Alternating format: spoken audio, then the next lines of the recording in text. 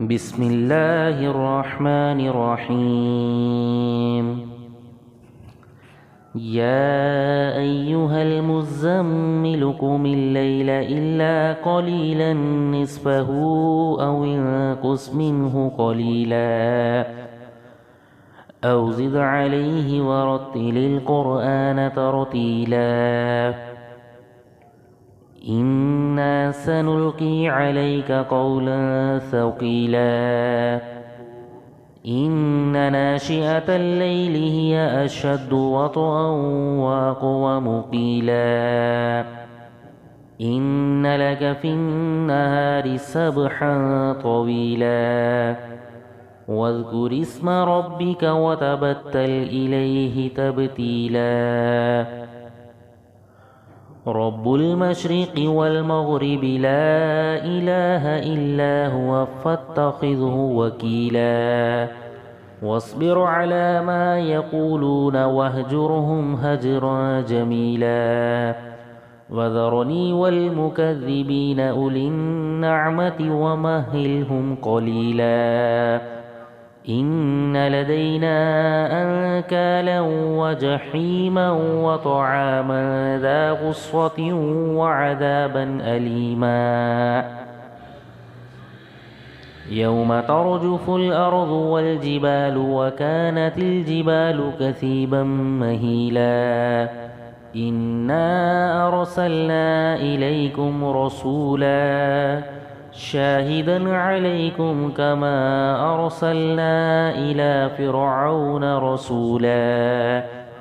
فعصى فرعون الرسول فأخذناه أخذا وبيلا فكيف تتقون إن كفرتم يوما يجعل الولدان شيبا السماء منفطر به كان وعده مفعولا إن هذه تذكرة فمن شاء اتخذ إلى ربه سبيلا إن ربك يعلم أنك تقوم أدنى من ثلثي الليل ونصفه وثلثه وطائفة من الذين معك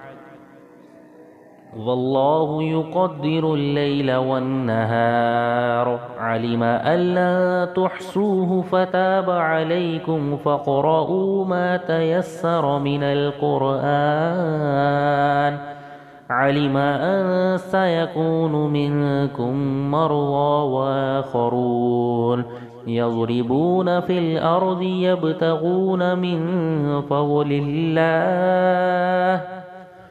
وآخرون يقاتلون في سبيل الله